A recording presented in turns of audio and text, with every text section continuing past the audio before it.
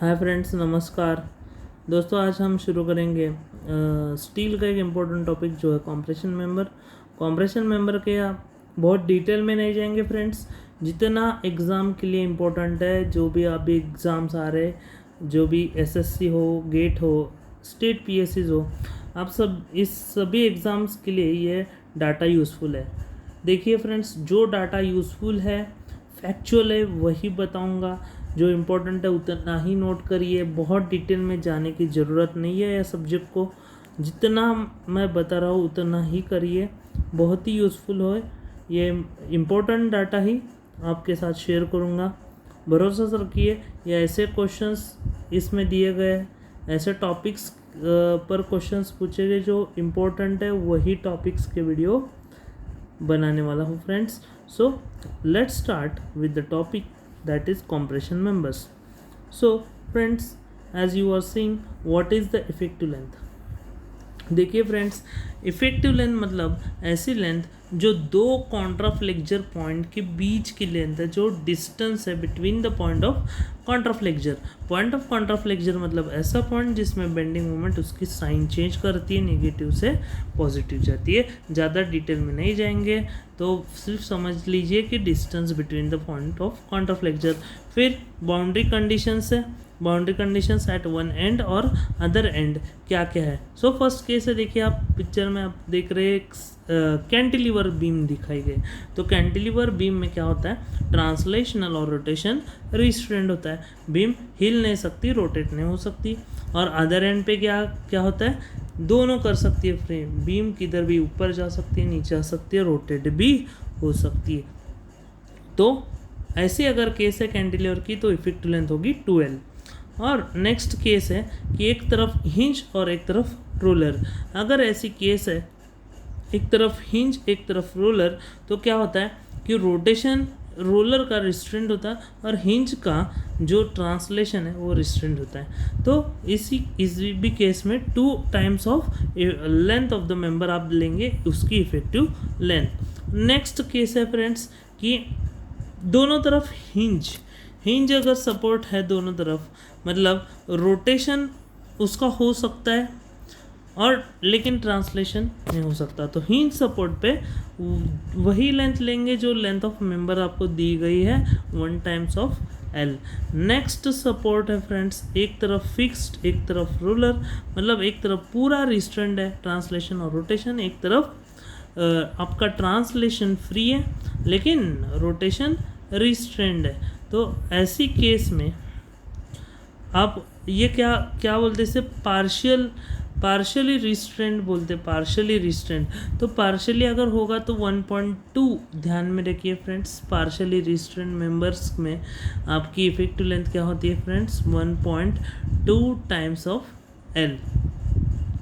Next, अगर आपकी beam एक तरफ पूरी फिक्स है और एक तरफ उसका जो रोटेशन है वो फ्री है, मतलब हिंज है, एक तरफ फिक्स एक तरफ हिंज, मतलब 1 एंड फिक्स 1 एंड हिंज। अगर ऐसी केस है तो 0.8 टाइम्स, मतलब 80% ऑफ योर इफेक्टिव लेंथ ली जाती है, उसकी इफेक्टिव लेंथ। और अगर आपकी बीम दोनों तरफ रिस्ट्रेंड है, एट बोथ साइड रिस्ट्रेंड, मतलब उसी केस में हम बोलते हैं फिक्स्ड बीम।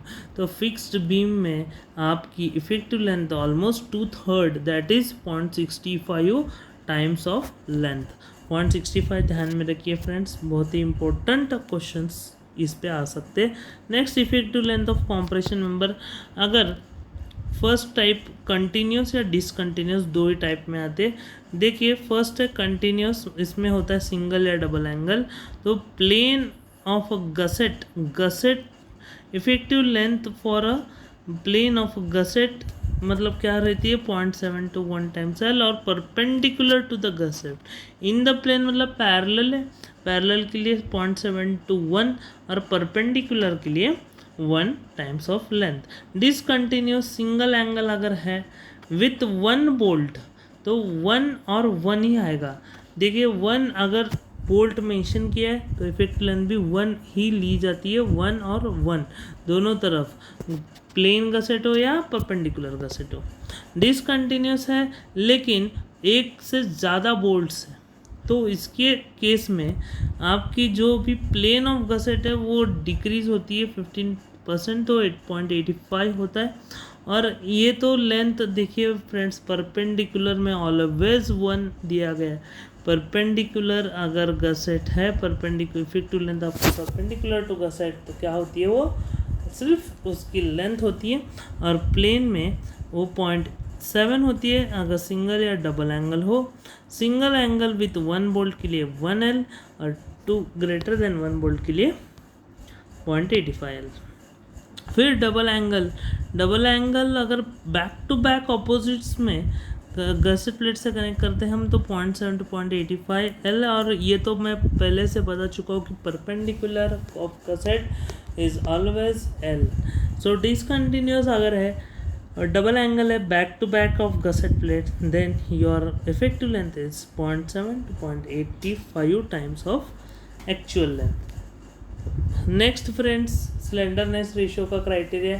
स्लेंडरनेस रेशियो क्या होता है फ्रेंड्स? स्लेंडरनेस रेशियो मतलब ऐसा रेशियो जो इफेक्टिव लेंथ को हम अगर लें उससे अगर डिवाइड करें रेडियस ऑफ गायरेशन से, तो उसे हम कहते हैं slenderness ratio. What is slenderness ratio? Ratio of effective length of the member to the radius of gyration. और रेडियस ऑफ गायरेशन का क्या फॉर्मूला है? I minimum under root I minimum upon A. मतलब क्या करते हैं हम, मिनिमम मोमेंट ऑफ इनर्शिया लेते हैं आई एक्स एक्स और आई वाई वाई, जो भी मिनिमम है तो वो उठाते हैं I minimum, generally I Y Y रहता है, आई एक्स एक्स हमेशा जनरली बड़ा होता है। तो फिर भी आपका काम है कि चेक करना जो आई मिनिमम है, आई मिनिमम हम लेंगे रूट में डालेंगे और डिवाइड करेंगे एरिया से, तो आपको क्या मिलेगा? Lambda max.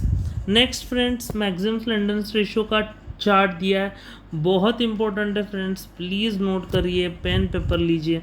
Maximum slenderness ratio for lambda compression member बहुत बार पूछा गया कि मैक्सिमम स्लेंडरनेस रेशियो कितना होता है।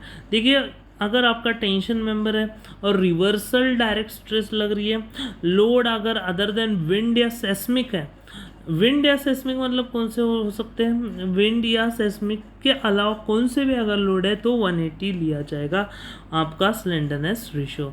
अगर सेकंड क्या है फ्रेंड? सेकंड बोल रहा है, second point, member carrying compressive loads from dead load live load अगर है, डेड लोड लाइव लोड, तो इसी केस में रखिए तो उसका आपकी वैल्यू होगी 180।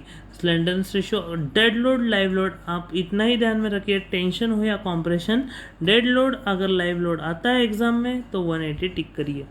अगर आपका रिवर्सल स्ट्रेस है, reversal stress occurs due to other than wind या सेस्मिक, विंड या सेस्मिक के अलावा कौन सी भी लोड से अगर आपको रिवर्सल स्ट्रेस डायरेक्ट स्ट्रेस आ रही है बीम में तो 180 लेंगे।